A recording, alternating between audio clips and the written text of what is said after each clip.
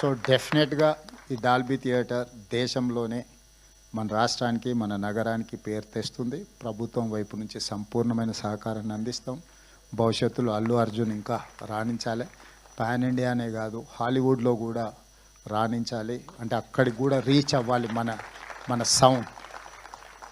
మనం ఇప్పటి వరకు తెలుగులో సినిమా తీస్తే హిందీ సినిమాతో పోటీ పడమని చెప్పుకునే వాళ్ళ కలెక్షన్స్లో నటించాల్సిన అవసరం లేదు. ఫైనాన్షియల్స్ వర్కౌట్ చేసిన టెక్నికల్గా మనం సౌండ్ వాటితో పోటీ పడి ఒక అవతార్ మూవీని టెక్నికలీ సౌండ్ అని వాళ్ళైతే జురాసిక్ పార్క్ని ఎట్లయితే అనుకుంటున్నారో ఆ సినిమాలతో పోటీ పడే విధంగా మన సినిమాలు తీయడం, మన సినిమా నటులు కూడా వాళ్ళతో పోటీ పడే విధంగా నటించగలిగినప్పుడు మనం హాలీవుడ్తో కాంపీట్ చేసినట్టే.